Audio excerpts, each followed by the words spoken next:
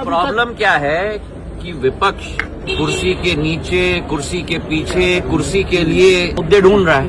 अब सभी भ्रमों को दूर करना सरकार की जिम्मेदारी है और सारे मुद्दे मैंने आपके समक्ष रख दिए कि आज तक पिछले 2 वर्षों में संचार साथी पोर्टल और संचार साथी ऐप के आधार पर कितनी सुविधा जनता को मिली है, कितना पैसा जनता का बचा है। और ये भी आंकड़े आपके सामने रख, एक साल में 2024 में अकेले हमारे देश के अंदर 22,800 करोड़ रुपए के फ्रॉड हुए हैं। एक तरफ विपक्ष चिल्ला रहा है कि आप फ्रॉड कैसे रोकेंगे, दूसरी तरफ अगर संचार साथी के ऐप हमने आम नागरिक को दे दिया, कह रहे हैं पेगासस, तो करो तो मरो, न करो तो मरो। तो जो लोग सत्य नहीं देखना चाहते हैं उन लोगों को हम सत्य नहीं दिखा सकते। जो लोग सुविधा इस्तेमाल करना चाहते हैं करें, वो नहीं करना चाहते हैं और डिलीट करना चाहते हैं वो डिलीट करें। प्रॉब्लम क्या है? Thank you.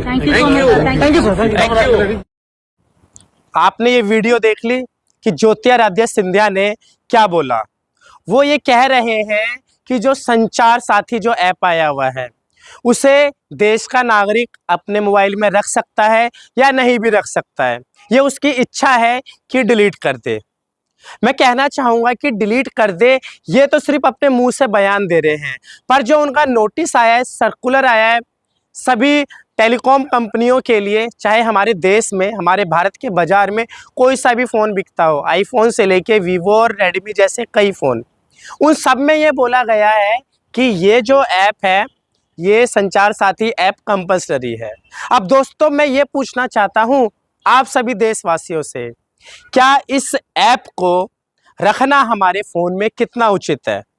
क्या ये देश के नागरिक के निजता पे सवाल नहीं उठाता? क्या वो हर उसके फ़ोन लॉग को, जितनी भी चीज़ें हैं, जितने उस व्यक्ति के हमारे फ़ोन के डाटा में हैं, क्या वो उस पे अपना अधिकार नहीं मांग रही भाजपा सरकार? ये किस प्रकार की डिक्टेटरशिप है?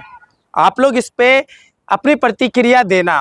और जो ज्योतिरादित्य सिंधिया एंड में ये कह रहे हैं कि हमने फ्रॉड को रोका है अब तक 2024 में 22,800 करोड़, तो मैं उनसे पूछना चाहता हूँ ये वो फ्रॉड क्यों हो रहे हैं? सबसे पहले तो जवाब हमारा ये है, क्यों हो रहे हैं? अगर हो रहे हैं तो सबसे पहले आप उस फ्रॉड की मांग क्यों नहीं करते?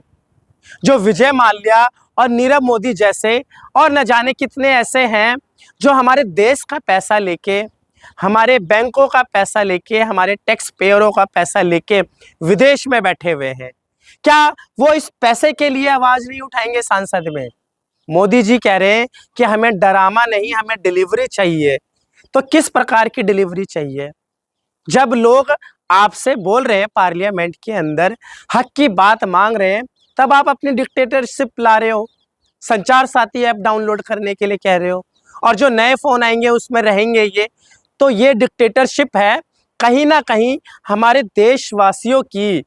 अब आप हर वह चीज़ जानने की कोशिश करोगे कि वो क्या करता है, क्या देखता है, किससे बात करता है, कहाँ जाता है, हर वह चीज़ का डाटा आप अपने पास रखना चाहते हैं। ये बिल्कुल ही देश सहेगा नहीं।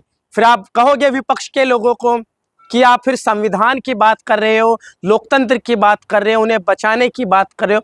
बाबा साहब ने जो हमें आज़ादी दी थी, निजता का अधिकार हमारे मौलिक अधिकार में है, तो ये तो कहीं ना कहीं मौलिक अधिकारों का उल्लंघन है, उसका हनन है, क्योंकि एक व्यक्ति का मौलिक अधिकार हमारे संविधान से मिलता है जो बाबा साहेब अम्बेडकर ने दिया था।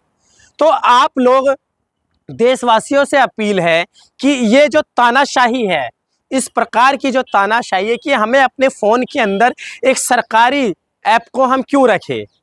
उन्होंने तो बोल दिया रखना है या नहीं रखना है, पर जो सर्कुलर आया है वो जैसा कि आप देख सकते हैं उसमें ये कंपल्सरी लिखा गया है कि ये ऐप आपको रखना है, ये डिलीट नहीं होगा। बाकी आप लोग क्या कहेंगे? जय हिंद, धन्यवाद।